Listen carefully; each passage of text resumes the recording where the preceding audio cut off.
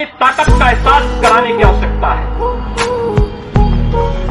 कौन मौलाना हैदराबाद से बोलता है, कौन कहां से बोलता है, इसलिए बहुत चिंता मत करिए, क्योंकि बकरे की अम्मा कब तक खैर मनाएगी आप देखते रहिए बस।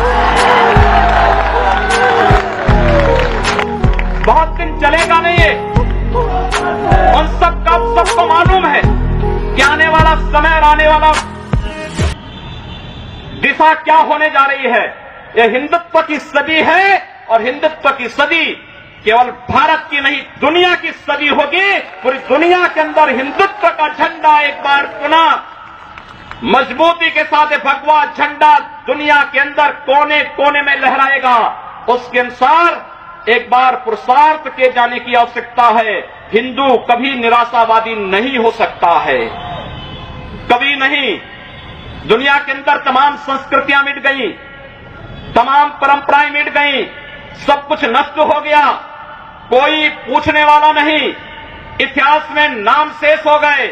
लेकिन इतनी विपत्तियों के बावजूद, हजारों हमलों को झेलने के बावजूद, तमाम षड्यंत्रों के बावजूद, अंदर और बाहर दोनों से हमलों को जूझते हुए भी अगर सनातन हिंदू धर्म मजबूती के साथ खड़ा है तो वह किसी के बल पर नहीं, इस जनता की ताकत के बल पर है। और जब तक ये आस्था सनातन हिंदू धर्म के प्रति आप सबकी बनी रहेगी, भारत माता के प्रति आपकी बनी रहेगी, दुनिया की कोई ताकत आपका बल बाका नहीं कर पाएगा।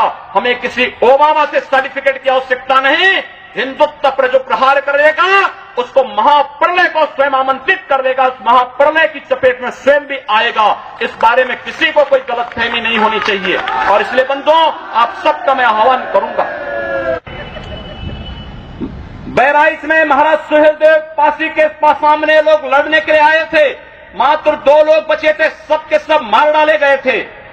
और 1971 में 95,000 पाकिस्तानी कायरों को किस तरीके से मुर्गा बना करके नाक रगड़ने के लिए मजबूर कर दिया गया था भारत के बहादुर जवानों के द्वारा। और अगर इसके बाद भी आंखें नहीं खुलती हैं तो एक बार पुनः देख ले अपनी ताकत को। मैं तो यही कहूंगा, अंत में मुझे केवल यही कहना है कि बहुत महत्व मत दीजिए, ये हैदराबादियों को बहुत महत्व मत दीजिए, ये सब मौलानाओं को बहुत महत्व देने की आवश्यकता नहीं। दुनिया के अंदर जहां भी जाएंगे शक की निगाहों से देखे जाएंगे। भारत का संत दुनिया के अंदर कहीं भी जाता है सम्मान की निगाहों से देखा जाता है। पूरी दुनिया के अंदर जहां भी भारत की संत परंपरा जाती है। सिंगापुर में मैं गया, मैं देर में पहुंचा, जब एयरलाइंस में बैठने के लिए हुआ तो उसने मेरे कपड़े देखे और सबसे आगे की सीट में बैठे हुए लोग वो खड़े हो गए, वो मुझे बुलाने लगे कि आप आगे। मैंने कहा नहीं, मेरी सीट पीछे। कहा नहीं आप आगे बैठिए।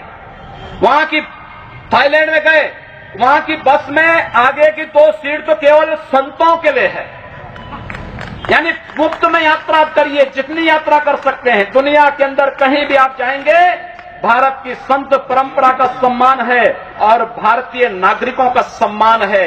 यह भारतीयता की देन है। ओबामा जी, इसके लिए किसी से हम लोगों को सर्टिफिकेट लेने की आवश्यकता नहीं। हमारा प्रमाण हमारी विरासत है, हमें जो कुछ भी मिला है वह दुनिया के सामने है। लेकिन याद रखना, अगर कोई हिंदुत्व को छेड़ेगा तो वह मानवता की बर्बादी का संदेश होगा और कुछ नहीं होगा। हिंदुत्व दुनिया के अंदर सुख और शांति का प्रतीक है और विश्व हिंदू परिषद इसका नेतृत्व कर रहा है। विश्व सुरक्षा की गारंटी हो। मैं कहता हूं भारत के मौलानाओं से और भारत के पादरियों से भी, आज ISIS नाम का एक आतंकी संगठन इराक और सीरिया के अंदर जिस निर्ममता के साथ मानवता को कुचल रहा है, वहां पर यजीदी समुदाय के साथ साथ तमाम अल्पसंख्यक समुदायों को बड़ी निर्ममता के साथ काटा जा रहा है।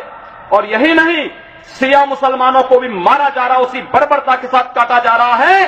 भारत के सब मौलाना मुंह बंद किए हुए हैं, क्योंकि इनको लगता है कि अगर ISIS के खिलाफ बोलेंगे तो वह एक प्रकार से इस्लाम के खिलाफ वक्तव्य होगा। क्या इस्लाम का स्वरूप या बर्बर स्वरूप है इस्लाम का? हम आखिर साबित क्या करना चाहते हैं?